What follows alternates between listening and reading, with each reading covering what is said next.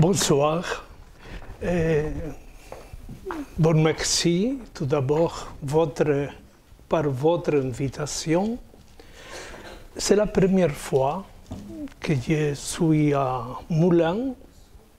Je fréquentais pour motif de quelques expositions Clermont-Ferrand. Mais je suis très content d'être avec vous.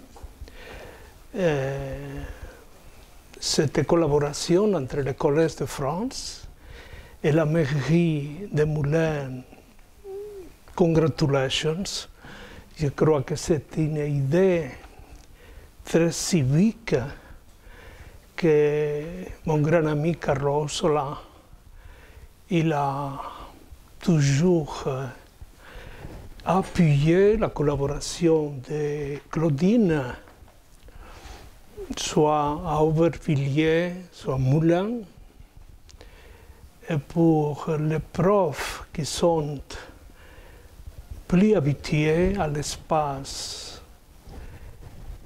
à un certain point de vue conventionnel, des aulas ou séminaires, ça nous donne l'opportunité de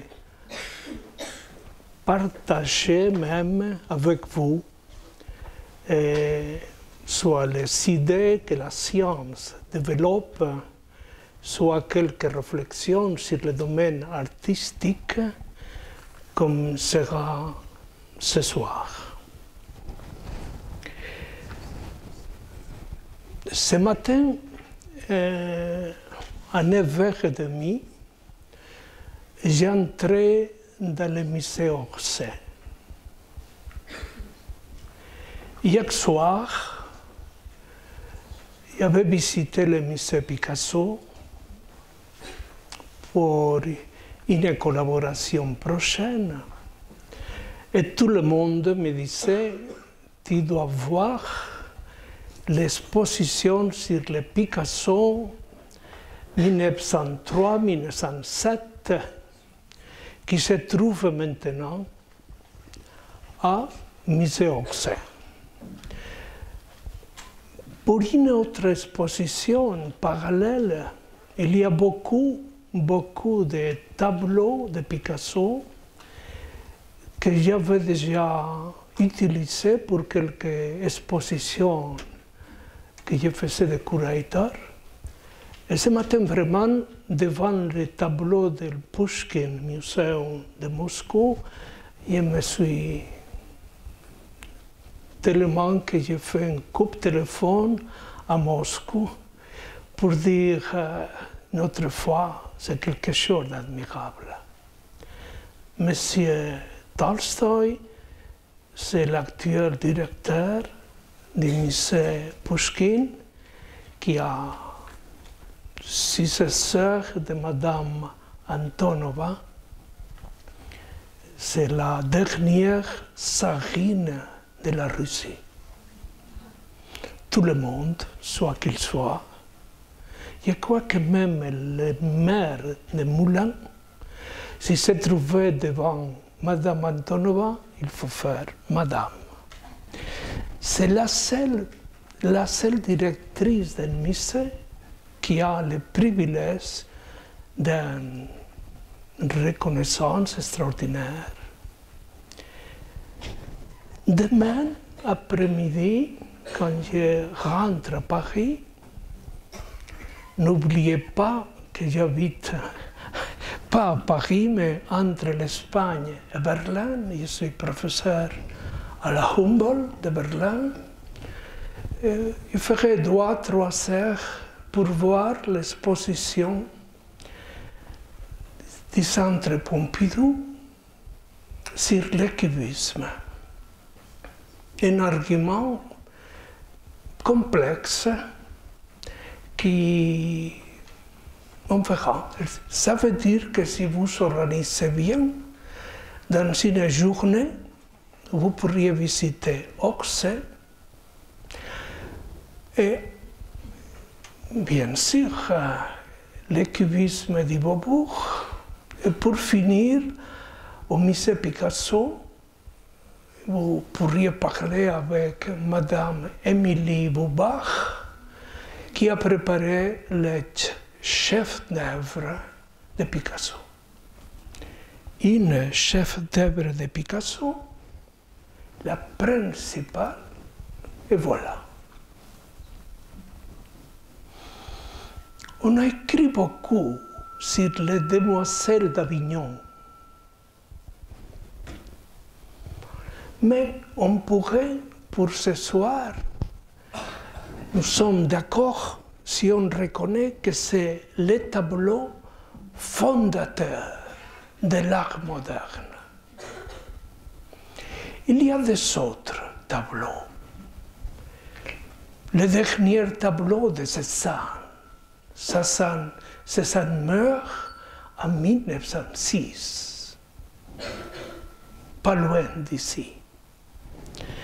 Mais il y a quelque chose de nouveau, il y a quelque chose de révolutionnaire, il y a quelque chose qui donne à l'art moderne du XXe siècle la liberté de construire des formes qui sont déjà présentes dans ces tableaux.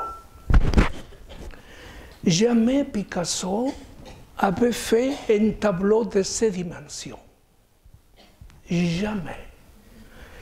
Ce sont 247 par 237. Jamais. Plus tard viendra le plus grand tableau de Picasso, que c'est le Guernica. Je me souviens toujours d'une nuit à Reina Sofia à Madrid. J'étais vice-président de Reina et on avait décidé de faire la restauration du Guernica. Je n'oublierai jamais la sensation, même le sentiment que j'ai eu quand le Guernica il est tombé avec beaucoup de cœur, avec des... Et dans le dos du tableau, il y avait des journaux collés de tous les voyages que le Guernica avait fait pendant les années 50 comme un pamphlet révolutionnaire. Il y a des journaux de Stockholm, il y a des journaux de Köpenhamn, il y a des journaux de Sao Paulo. Picasso l'avait imaginé comme un document de la résistance. Et s'il arrivait à ce moment-là qu'il y a des syndicats de Stockholm qui disaient « Pourquoi nous vous envoyez le Guernica ?» Il y avait toujours préparé le grand tube qui portait le Guernica pour Stockholm. Ça a été le syndicat de Köpenhamn, de Copenhague, qui disait oh, « Nous savons que le Guernica est à Stockholm, mais pourquoi pas un petit stage de 3 semaines ?» Mais chaque fois que le Guernica roulait, la structure de la matière picturale arrivait à une situation dramatique. Le travail d'éliminer toute cette masse de collages successifs a été fait avec un résultat admirable. Et aujourd'hui, quand on entre et on se trouve devant le Guernica, si le Guernica a un aura, pour dire comme ça, du point de vue de la critique et de l'histoire de l'art, les Demoiselles d'Avignon ont une importance plus grande. Ça, c'est vraiment un tableau fondateur. Le Guernica appartient à une autre tradition. Même que la complexité, vous savez que le Guernica a été peint là, dans les queues des grands Augustins. À droite, c'est la maison où Balzac situe en place la chef d'œuvre inconnue. Dans ce palais a été justement construit le Guernica. C'est très mystérieux. Pourquoi Picasso décide de construire ce tableau?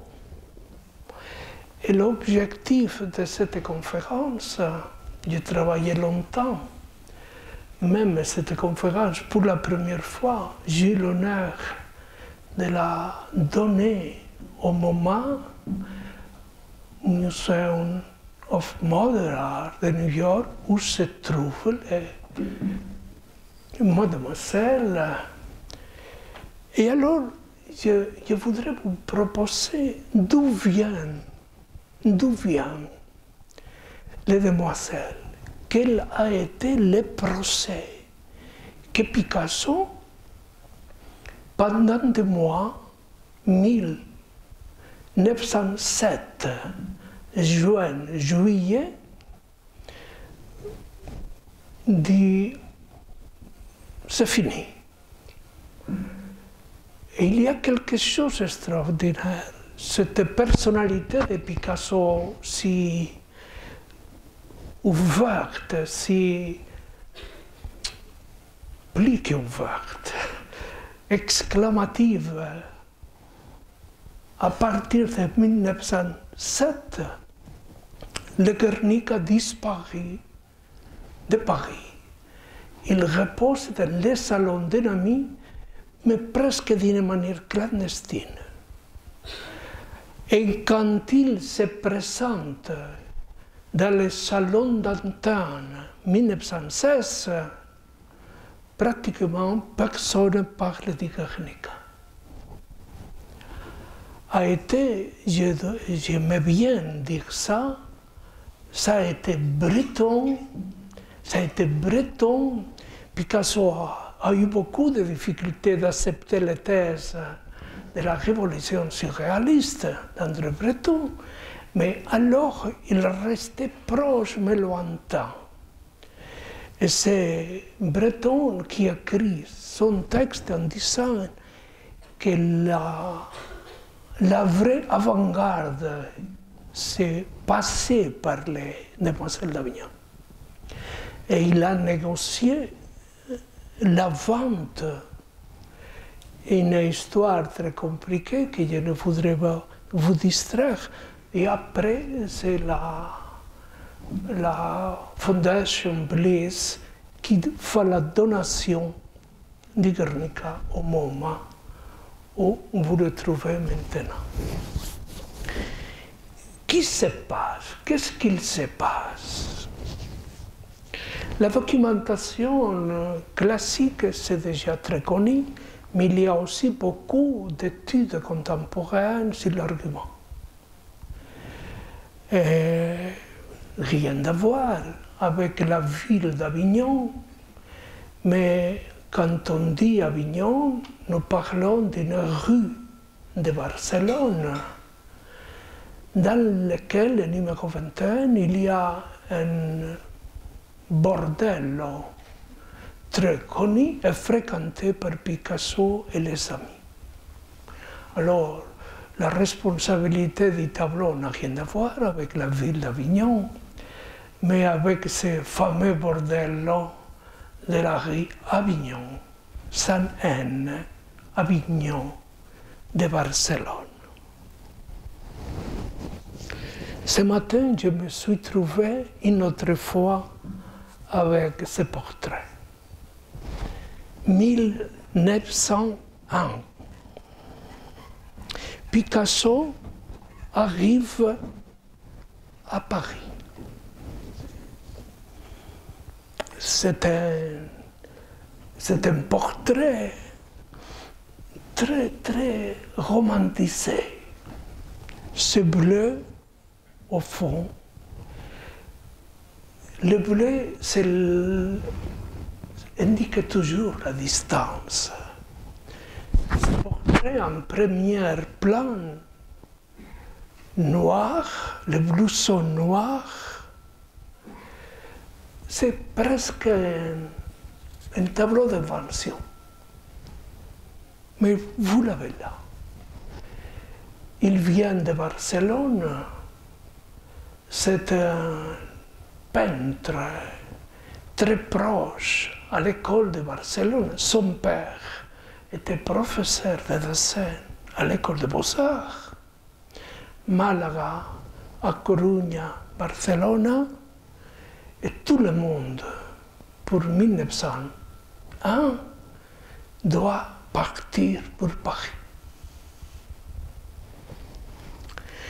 3 mois plus tard, d'après ce portrait, nous nous trouvons devant un autre portrait. Voilà. Ce sont justement, ça a été bien pour le curateur de l'exposition d'Orsay, tous deux encore restent ensemble. C'est bien. C'est un cadeau vraiment de se trouver devant. Et bien sûr, il y a des choses qui se sont passées. Et Picasso, et la tenue que nous avons vue avant, frontale, se place d'une manière quasi expressionniste, accompagnée de ces contre le bleu, et notre bleu noir, et surtout les blancs de ce portrait modifié par les jaunes, qu'on pourrait dire, ça donne une situation de difficulté psychologique. Je n'ai pas maintenant, Tom, pour faire des indications, mais vous savez la combinaison de ces bras imaginaires qui se prolongent en dehors du tableau. Qu'est-ce qu'il peint à partir de 1902-3? Ce matin, c'est tout à fait une invitation pour ne pas oublier la visite à l'Orsay.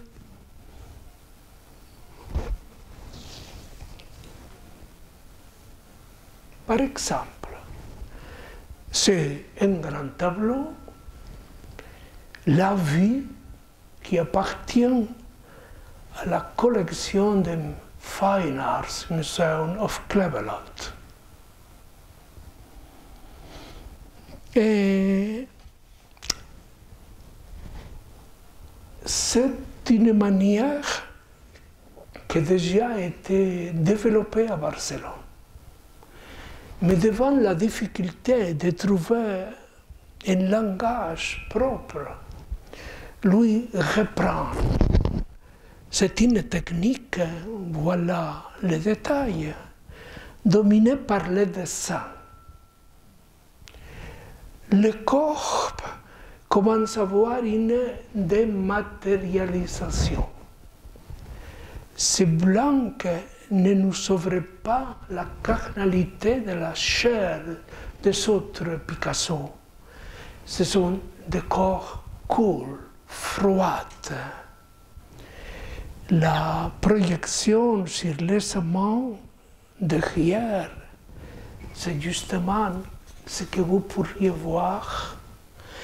La série qui fait Picasso pendant les 3, ça donne un argument très fréquent dans les années de Barcelone, dominé par le peintre Casas, qui a été son maître, et on prend toujours la question de quelques arguments sociaux. Mais attention, on peut voir déjà dans le dessin que vous saurez plus tard, surtout dans ce matin aussi, et ça a été formidable parce que devant la Madeleine, ce tableau, on disait toujours que c'est un portrait anglais, Mais la Madeleine, ça a été sa modèle et son amant pendant ces années-là. Il y a des études préparatoires pour la Madeleine que je ne connaissais pas. Et on peut le voir dans l'exposition que vous avez lancée. Voilà, il y a quelque chose en mouvement.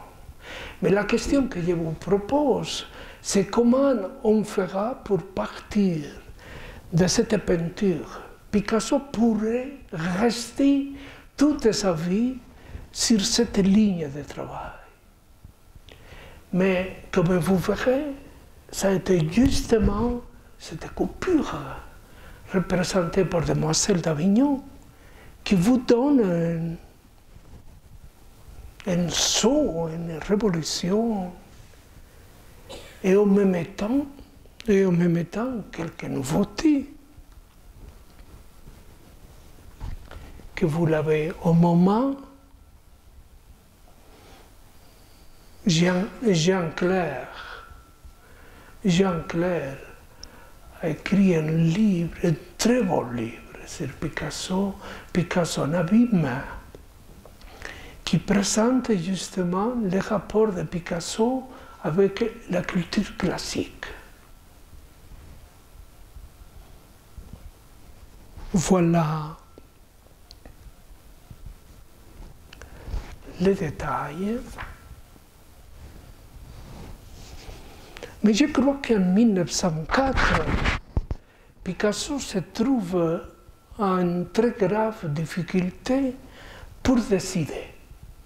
À un certain moment, quand il fait un commentaire sur les demoiselles, il dit « Les demoiselles sont un vrai monument à ma crise. » Un vrai monument à ma crise. Je vous donnerai encore quelques explications, mais je profite de ce moment pour vous dire qu'on ne comprendra pas les demoiselles si on n'a pas présent que le tableau a été peint. Against Matisse, contre Matisse. Le tableau se peint against Matisse, contre Matisse. Vous me direz pourquoi, mais c'est ça comme ça. Il commence à voir l'occasion de ces années à Paris. Il fait toujours rentre à Barcelone, mais rentre à Paris.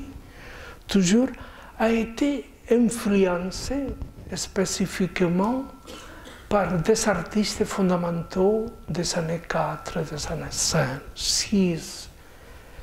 Et j'ai choisi pour vous dire quels sont les tableaux que plus ont influencé Picasso. Ça, pour dire ces choses-là, il faut faire toute une recherche des documents et des cahiers qui sont très importants. Par exemple, deuxième étage du musée Orsay,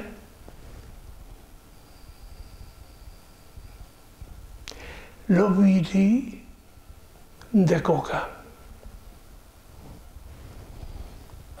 Quand Gauguin rentre de Tahiti, porte avec soi ce totem du Pacifique, écrit en bas sur le pédestal Ovidy. Il est resté très fameux, l'Ovidy de Gauguin. Tous les mercredis, dans le salon de Stéphane Mallarmé, à la rue Rome, si vous descendez de Saint-Lazare, vous trouvez là la rue Rome. Gauguin a été reçu comme le vrai peintre. Et dans le salon a été toujours présidé par l'Ovidy. C'est Apollinaire qui parle à Picasso de l'Aubry.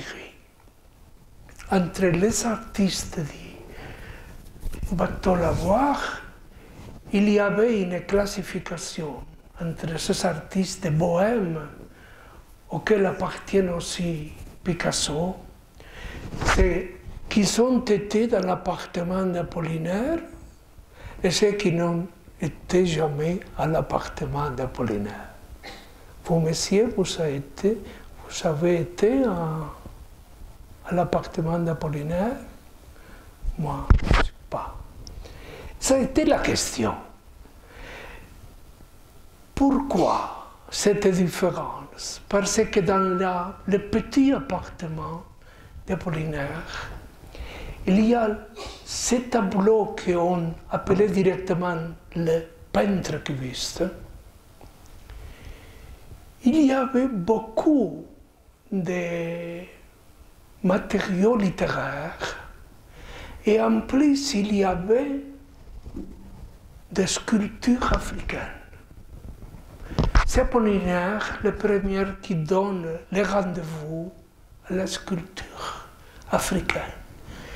Dans ces moments-là, Picasso commencera à visiter à Trocadéro les maisons de l'homme, pleines de masques.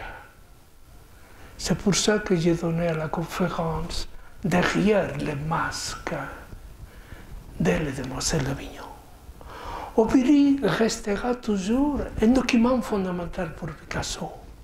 Cette expression et ces mouvements que vous observez et cette asymétrie dans la tête, peut-être l'artiste qui a plus influencé Picasso, vous le savez bien, c'est ça. Dans les tertulias, les conversations, quand on présentait à Picasso une question difficile, il, très bizarre, répondait toujours cette question, c'est ça. C'est le responsable de tout ce qui s'est passé dans l'histoire de l'art. Ce sont les Baignoises. Il fait ces 6 tableaux avec le même titre, une seule fois présentés dans une exposition au National Gallery à Londres. Et nous pouvons avoir déjà des habitudes critiques, mais c'est un tableau extraordinaire. Cézanne poursuit des voies, une qui finira dans la Sainte Victoire et l'autre dans la ligne de l'Éveignoise.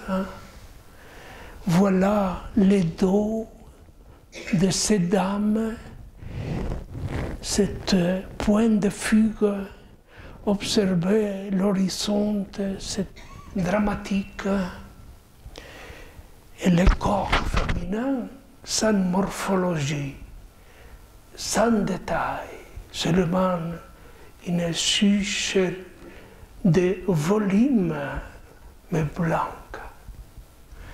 Picasso peut-être pourrait dire que Cézanne a été le responsable de tout. À côté de Cézanne, un autre peintre.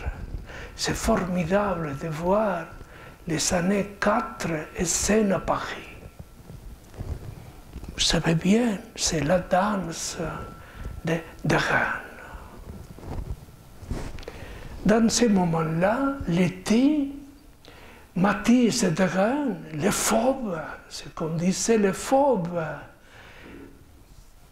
faisaient le mois d'août toujours sur la mer. Mais de Rennes construit cette...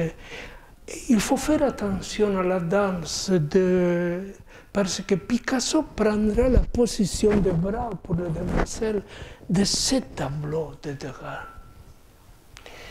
Et la chose plus remarquable, c'est que sur le bleu du fond, il faut identifier le dessin du corps et c'est jaune, préféré par la génération expressionniste.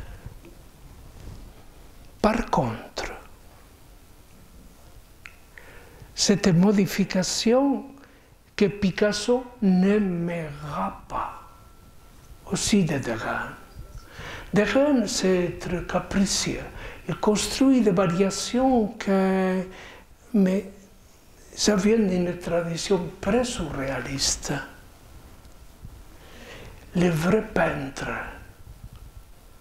pour Picasso, absolument, sera Matisse. Matisse souffre une transformation exceptionnelle. Exceptionnelle. On peut parler de la première aquarelle abstracte de Kandinsky, 1910, mais ça on pourrait interpréter aussi comme la première aquarelle. Cette dispersion de couleurs qui permet à Matisse de faire ça. 1905,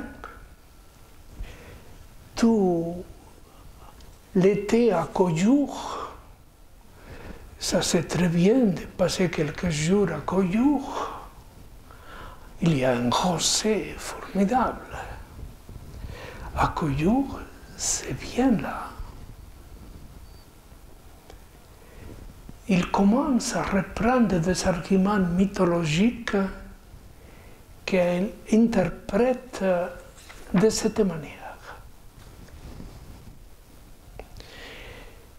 Picasso aura l'occasion de voir les travaux, les tableaux de Matisse en 1905. Variation maticienne. C'est très important, le Matisse de ce moment-là. Très important. Encore, c'est incroyable. Quand Picasso se trouve devant ce tableau, il y a des témoins qui confirment la réaction de Picasso. A dit devant Matisse, merde, tu verras. Ça c'est inacceptable pour dire. Je crois que dans le public il y a beaucoup de maticiens, excusez-moi, moi-même. Mais il y a quelque chose de tension terrible de 1905. Où ces tableaux formidables de calme, luxe et volonté. C'est la baie de Collioure, une stylisation d'un thème, on pourrait dire, classicien. Et ce mouvement, c'est un tableau qui suggère une modification très importante, comme c'est la première fois que Picasso se réconcilie avec Matisse, quand, en rentrant de Tunis, et après visiter en Algérie l'oasis de Bachkri, les portes à sa femme, c'était unique. Elle fait ce portrait de sa femme, possiblement le plus beau portrait français de ce moment-là.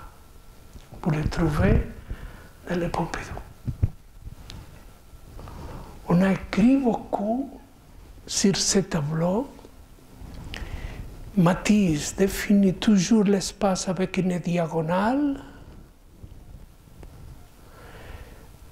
Cette diagonale construit des espaces avec des types de couleurs opposés.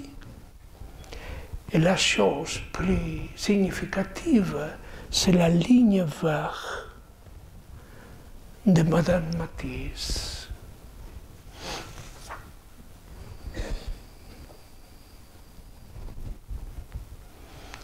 Picasso fait dans son cahier, dans le musée Picasso, vous pourriez voir 3 des 5 cahiers préparatoires pour demoiselles.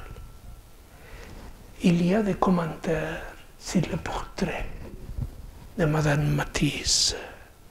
Et encore plus, voilà Matisse. Les nuits bleues, 1905, en rentrant de Vacherie. Je crois que Matisse a fait une grande erreur dans ce tableau. Je chercherai de voir, mais sans les palmes. Il n'y a pas motif pour construire ces palmes au fond comme une évocation de l'oasis, rien à voir avec ces nues. Ça serait mieux de prolonger le bleu violet en construisant un horizon, un bleu foncé, mais sans les palmes. Picasso répond, et nous sommes déjà très proches du commencement des demoiselles. Mais c'est une recherche qui vous conduit sur le procès de décision pictorique.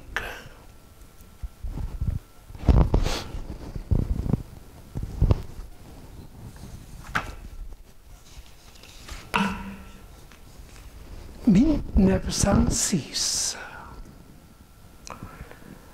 ce sont deux frères, Gertrude Stein et son frère, qui arrivent à Paris.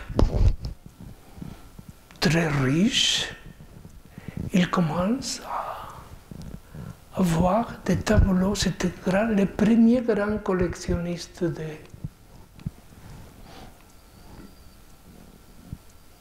de Picasso.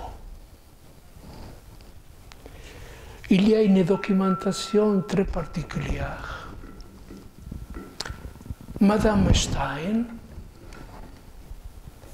a posé 97 fois pour ce portrait. Et Picasso, il n'était pas d'accord. Non, pas encore. Mais qu'est-ce qu'il se passe? C'était une dame un peu masculine, comme ça.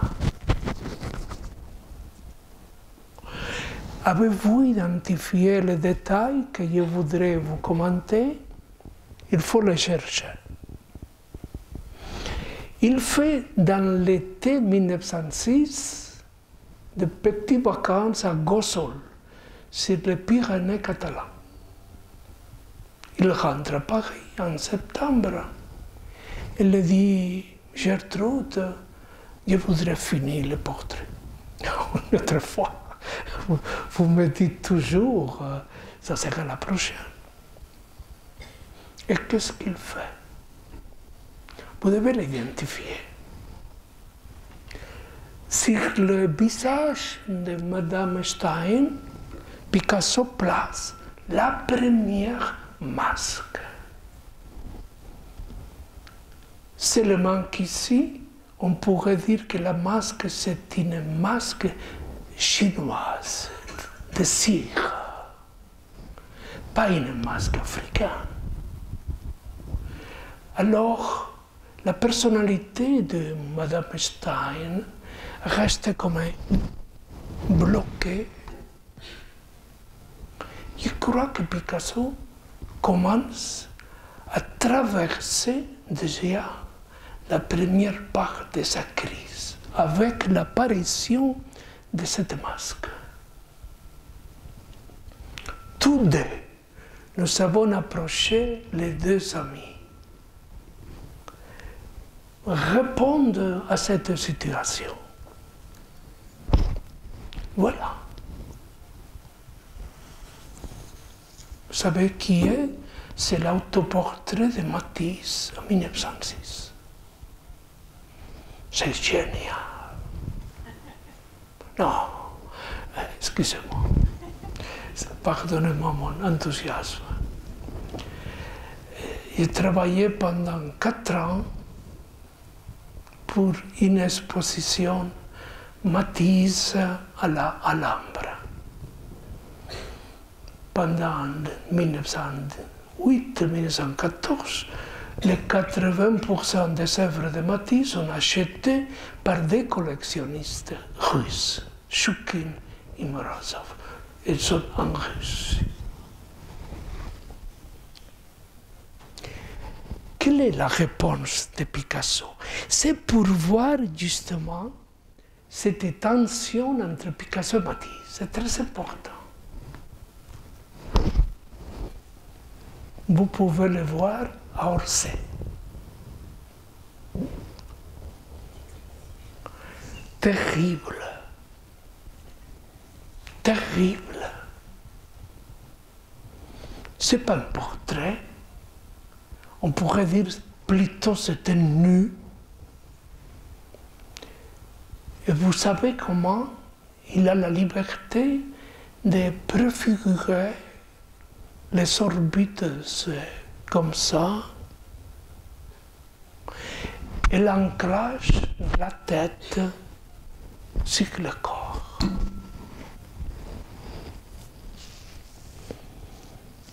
Mais dans cette recherche sur son identité, il n'est pas enthousiaste avec ses résultats, et tout de suite, au 6 octobre 1906, voilà.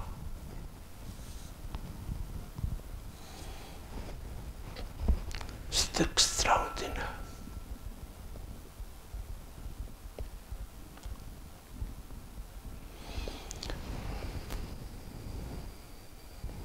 Voilà, à gauche, mais sans bras, sans main. Voilà la main droite, très animale, sans détail.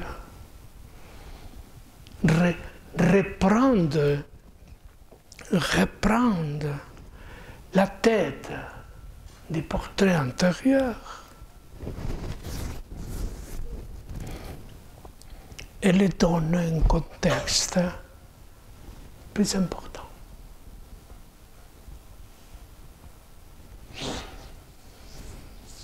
Mais peut-être une chose, c'est la crise.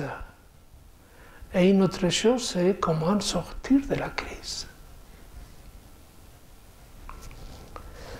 Je crois que ça a été mon ami Jean Clair, quand il était directeur de Musée Picasso.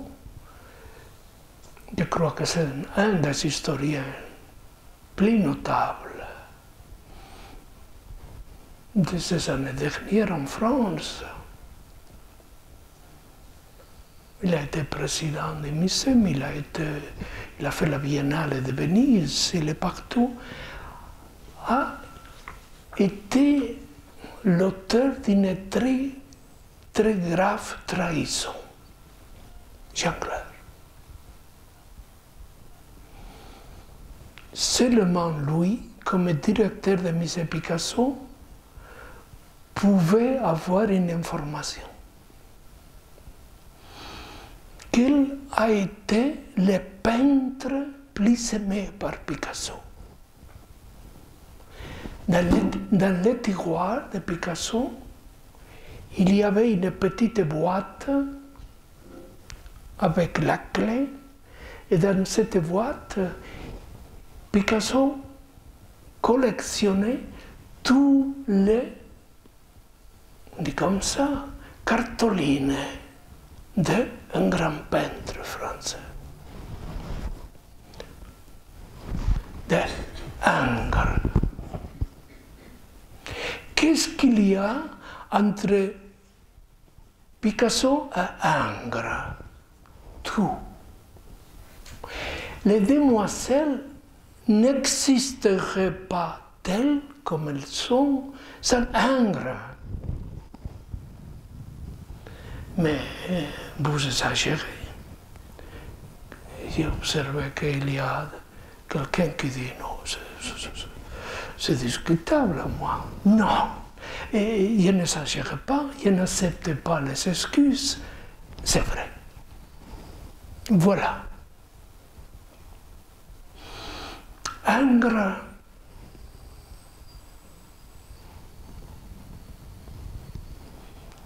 plus de 40 ans, directeur de l'Accademia Francesa à Rome. À la rentrée à Paris, devait donner à l'État français un tableau. Et il travaille pendant 40 ans dans les grands bains turcs. Picasso, c'est pas possible. C'est pas possible. Il admire ça sur les turbantes de la grande odalisque, toute la lumière, pas.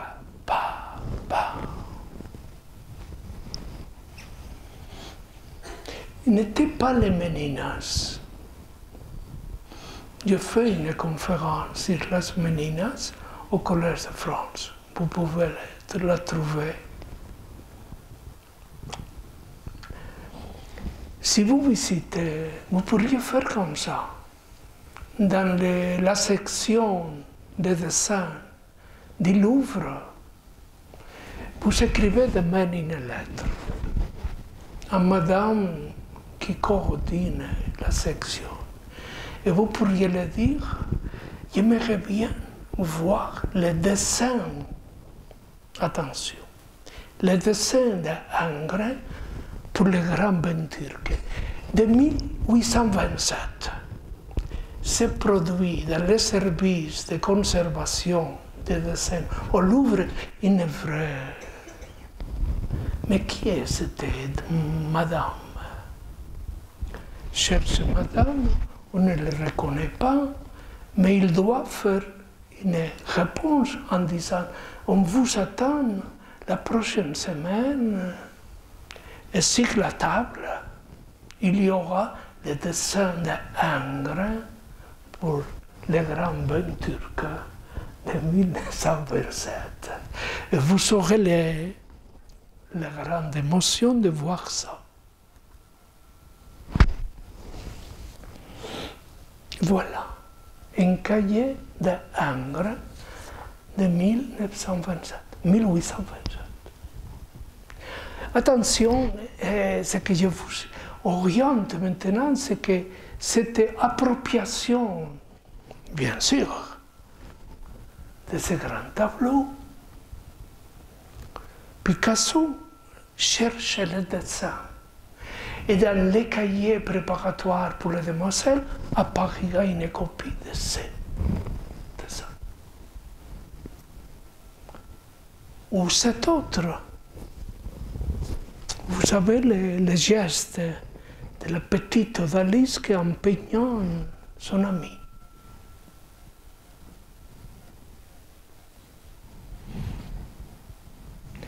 Réponse de Picasso. Et nous sommes justement sur la porte des demoiselles, mais pas encore. Première réponse.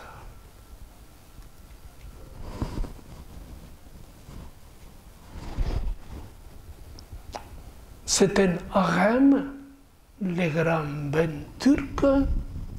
Ce grand harem, et Picasso invente le sien. Un autre harem qui se trouve à Cleveland.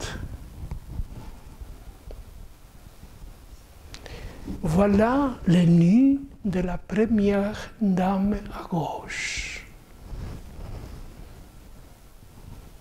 C'est Eunuco à droite, avec quelque chose de typique qui porte c'est un détail catalan. La butifarra, le boissons là, à droite, ici, l'eunuco de la droite. Ou encore, voilà.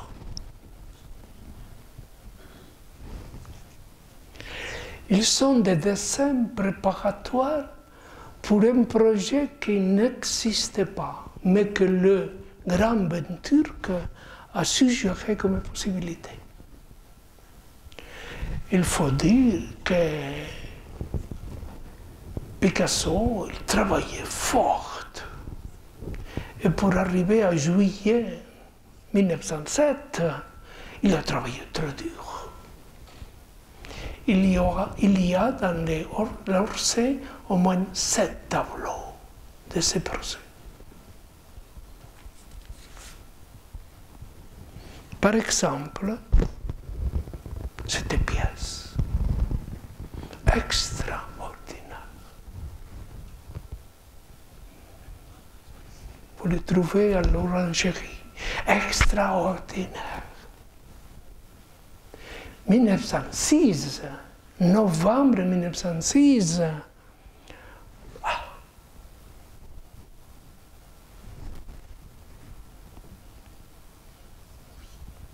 Avec des éléments, les blancs, les jaunes et les noirs. Et on peut suivre la petite, ce peignant.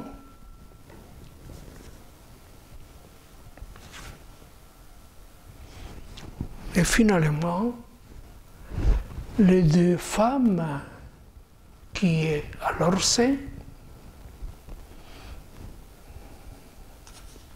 et qui appartiennent à la collection des moments. Vous direz, mais vous avez préparé la conférence après la visite de ce matin? Non. Voilà, il y a des coïncidences. Il semble que M. Lebon, que c'est le directeur de Musée Picasso et curateur de l'exposition, je connais bien Léon.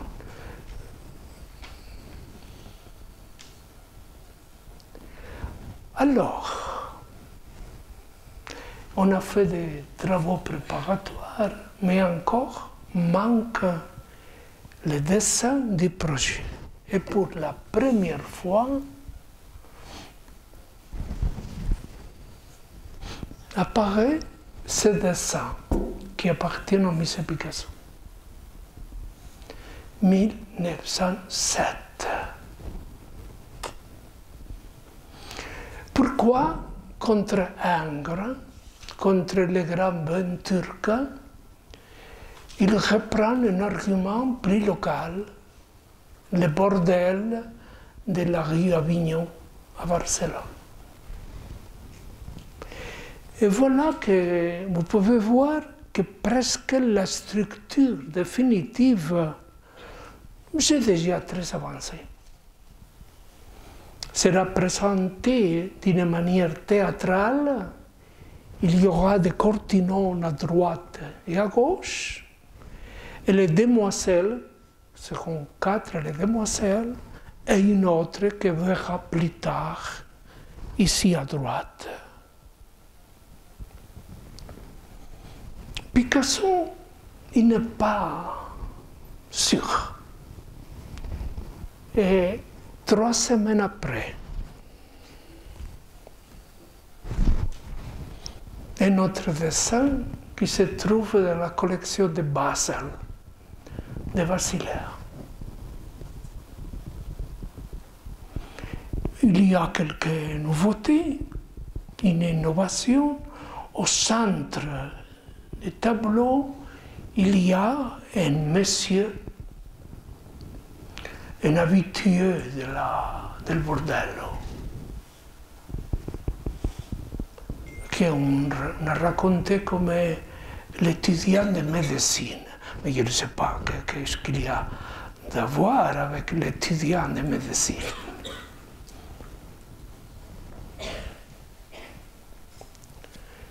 Et finalement, un troisième. Il est très confiant pour ce tableau. Il a décidé que ça sera son structure.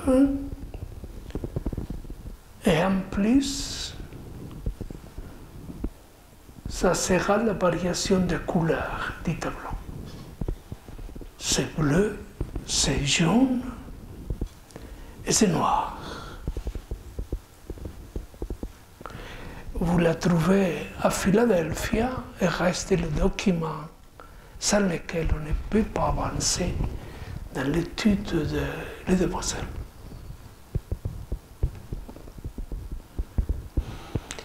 Et Picasso commence à penser ces 5 demoiselles, comment on pourrait l'imaginer? Il y a 2-3 mois, mars jusqu'à mai 1907, qu'on peut trouver ça.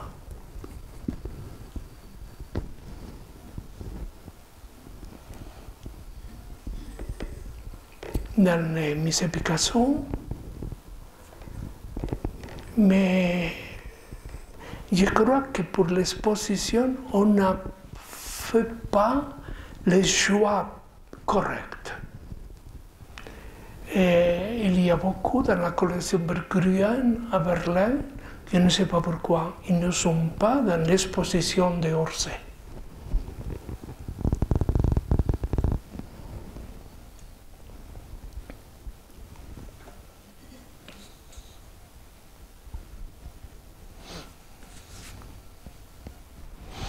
Ce sont des preuves. Quelques preuves, ça ne va pas. Non. Non. Et oui, pourquoi pas? Bien sûr, Picasso fréquente des collections africaines. Ça, c'est très important. On pourrait dire Picasso africaniste, Matisse orientaliste. Ça serait très bien. Matisse, 1910, il écrit comme ça, les tableaux plus beaux du monde, c'est un tapis persien. Génial. C'est un tapis persien.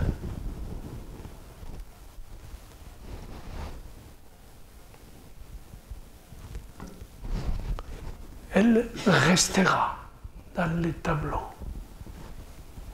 Les demoiselles de la gauche, c'est lui. Restera avec une construction formidable. C'est un procès très complexe. Tous les détails décident la Il a pris d'une masque de New Hybrid qu'il est à Trocadéro. Il visite Trocadéro, il prend des détails.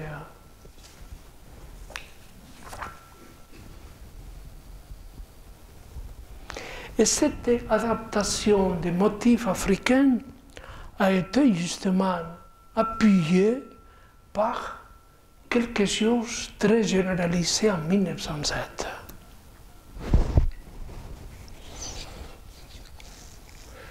Tous les ateliers et les salons principaux de tous les grands historiens et critiques d'art contiennent c'est l'intérieur de l'appartement d'Apollinaire. Un détail de notre. Voilà Apollinaire. Et chaque fois, en plus, Apollinaire a une importance très très grande. Voilà cette combinaison de matériaux Qui est cet ami-là? Voilà l'atelier de Braque. Braque sera le copain de Picasso dans les principales années de cubisme. Voilà. Tous ces masques-là semblent un explorateur de l'Afrique. L'Afrique chez toi, quelque chose d'extraordinaire. Ou les grands collectionnistes, que c'est M. Kahnweiler. Kahnweiler a dit que les demoiselles, avec les demoiselles est né le cubisme. Mais on pourrait dire quelque chose de plus.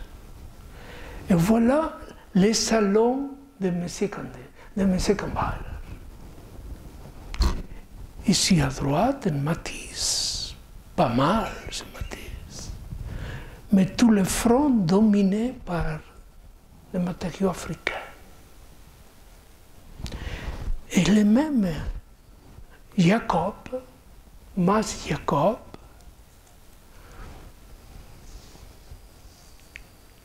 il a été très respecté par Picasso. C'était une personnalité très isolée, juive, qui avait toujours une opinion très acceptée. Et voilà la collection de Derain. Toujours chercher à voir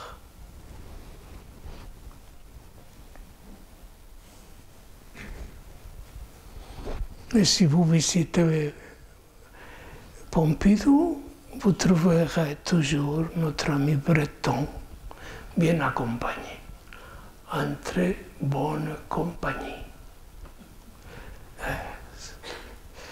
Et je voudrais insister dans ce petit détail. Jamais on a fait justice à tout ce que Picasso doit à Breton.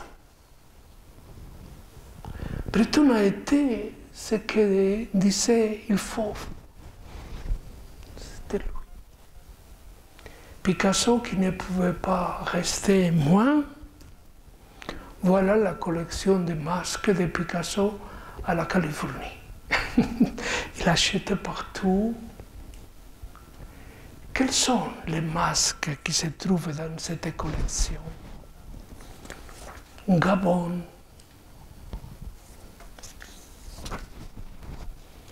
aussi Gabon, Côte d'Ivoire, Congo, Zaïre, Gabon, Néo-Colombia, hybride, néo-hybride. Et alors,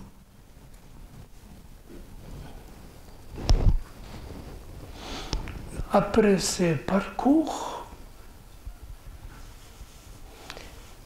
les tableaux n'existaient pas, mais les idées sont déjà dans les cahiers de Picasso. Il prend la décision de ces grands formats,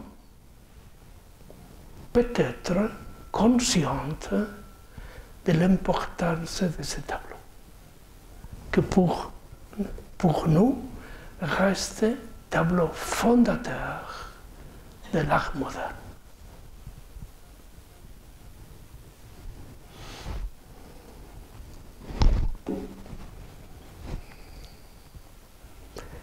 L'espace bien interprété comme un intérieur, à la limite, coïncide avec le salon principal du bordel de la rue Avignon de Barcelone. Picasso donnera un code théâtral, et soit à gauche, soit à droite, les deux demoiselles ouvrent l'espace. Soit la première à gauche, soit la première à droite, nous avons déjà identifié ces masques. Les masques, on était justement dans le mars et avril 1907. Il y a une chose, pas tous les quatre ont ces masques. Les deux centrales ont une certaine intention espagnole. Ah, quelque chose d'espagnol. Ça, c'est les... Comment on dit, c'est touche. Ça, c'est typiquement espagnol. On pourrait les appeler Lola et Maria. Et ça, mais non, ça, c'est pas correct. Ce sont des demoiselles d'Avignon. Mais dans la vie privée... Et la chose plus terrible, vous verrez, c'est l'élaboration de cette cinquième demoiselle, qui a une masque presque de Minotauro, c'est quelque chose de terrible, et qui s'asseye contre nous. Nous pouvons voir seulement son dos, mais il faut tourner la tête pour que nous puissions voir son regard. Voilà que dans la composition, Picasso établit des espaces blancs et des espaces bleus. Tout de la combinaison entre le blanc et le bleu donne au tableau une profondeur, un point de fugue. Ce n'est pas un espace clos, c'est un espace ouvert. Plus légère à gauche, plus à une densité plus grande ici à droite. À gauche, c'est la première demoiselle qui ouvre la scène. Et les deux, dans les... Vous vous souvenez de la danse de Degan? Les bras sont comme ça. Ça c'est... Et ça c'est justement aussi quelque chose à voir avec les grands peintres. La petite odalisque qui se trouve comme ça. Ah, la petite odalisque, c'est peignant. Quand on visite les grands peintures, si vous êtes sensible, vous identifierez tout de suite le parfum de la grande odalisque, bien sûr. Il y a quelque chose d'exceptionnel, ce tableau.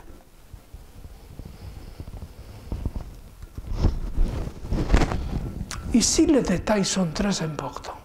Je me permettais d'observer, de dire comment les bras de la seconde et troisième demoiselle ne sont pas odalisques, sont demoiselles. Contre la masque et la main qui ouvre Picasso, ce n'est pas un peintre naturaliste. Il faut penser à ça. Ingres, oui, era un peintre naturaliste. Voilà.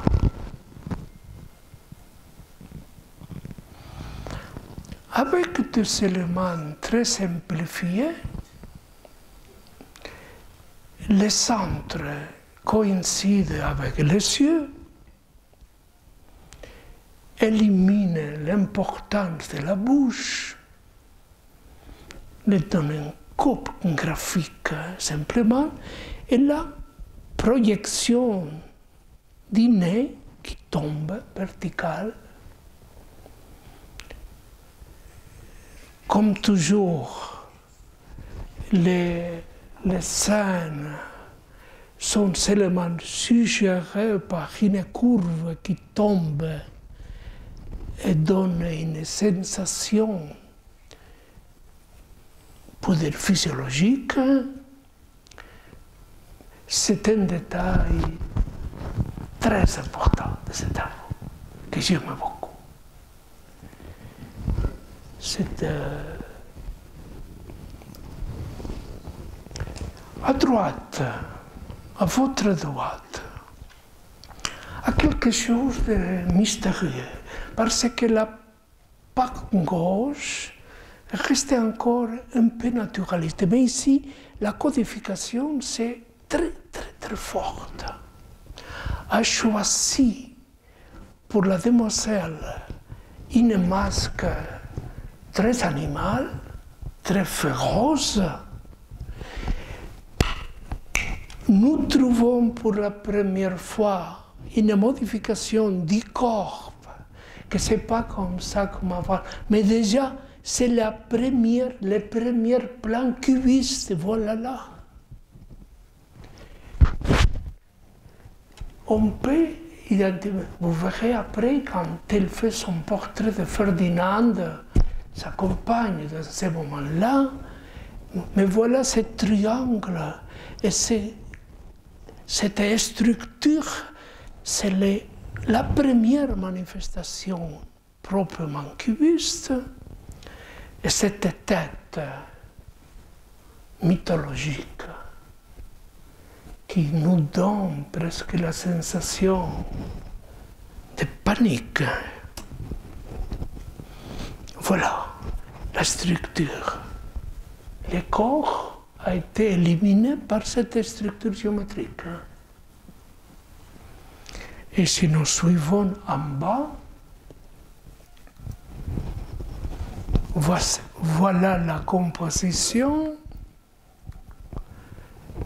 et voilà la tête. Quelques négativités. Pierre Dax, le grand spécialiste de Picasso, disait que Les Demoiselles, c'est la plus grande œuvre de sexe et mort. C'est Pierre Dax qui dit ça.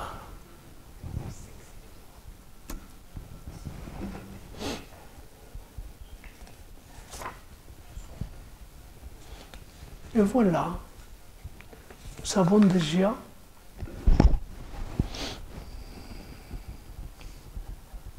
rien à voir avec les tableaux qui, entre 1906 et 1907, nous trouvons dans l'histoire.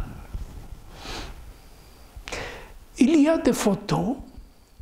L'autre jour, c'est Madame Brouard, qui a été la curator de l'exposition au musée Picasso. J'ai dit, mais où est-ce que les demoiselles sont peintes? Parce que c'est un petit mystère. Il y a une photo qui semble que c'est dans le cul des grands Augustins. Et alors, nous sommes allés à l'archive et on s'est trouvé justement la photo où il y a quelques indications, mais pas confirmées. Il semble que Picasso se trouve content. Pourquoi pas? Il demande à Ferdinanda, sa femme, sa compagne, de lui faire son portrait.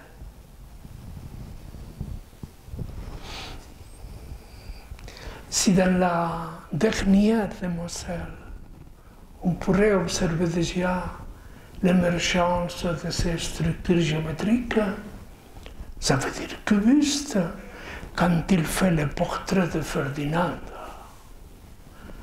Nous sommes octobre 1907.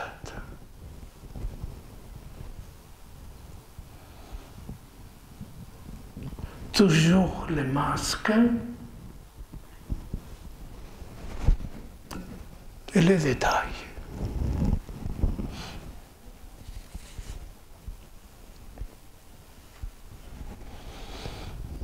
Picasso, normalement, aurait présenté son tableau dans les salons d'automne. Mais il n'a voulu pas le faire. Et demoiselles sont disparues. On parlait, tu as vu le tableau de Picasso qu'on l'appelle les demoiselles d'Avignon? Non, je ne sais pas. Même Apollinaire, que c'était le grand ami de Picasso, je ne sais pas. Il a été justement Picasso, il ne sait pas pourquoi, il a protégé. Et dans ces moments-là, il s'est fait son autoportrait. Voilà. C'est extraordinaire, épuisé, et absolument épuisé. C'est moi l'auteur, le peintre de Moselle. C'est moi.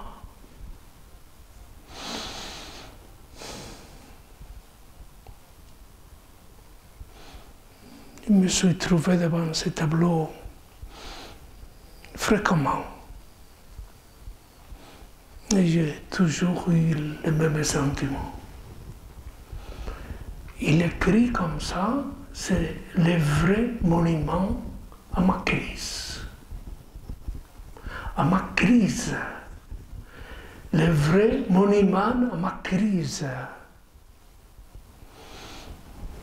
Et dans l'hiver de 1907, lui se présente toujours en bonne compagnie.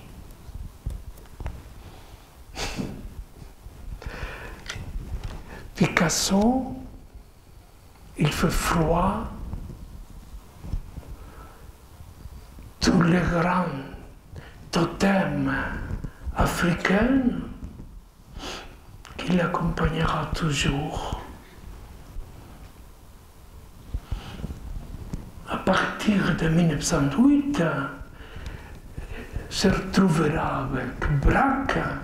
Et c'est pour ça que c'est très important de visiter l'exposition de Pompidou sur le cubisme. La mairie pourrait organiser toute une journée. Et je serais très content de vous accompagner même. Mais il faudra voir les 3 expositions. Alors, monsieur le maire, c'est une invitation. Et pour finaliser, à quelle tradition appartiennent les demoiselles?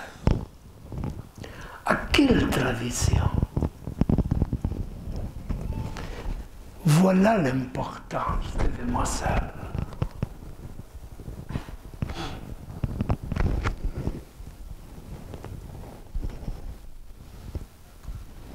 À quelle tradition? À la tradition primitiviste, représentée ici par l'Aubry de Gauguin, qui porte des Tahiti. À l'esclave de Michelangelo au Louvre, aimé par... Non, aimé toujours par Picasso. Voilà, et c'est ma conclusion. À quelle tradition appartiennent les demoiselles? À cette grande tradition classique. Le primitivisme de Gauguin, l'esclave de Michelangelo et les demoiselles.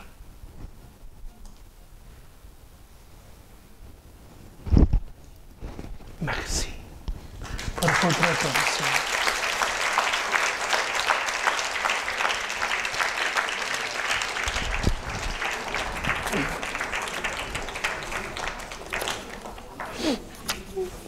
vais vraiment, en notre nom à tous, dire à Francisco Jarot toute notre reconnaissance. Comme il vous l'a dit, il y a 4 points en France où on honore Picasso.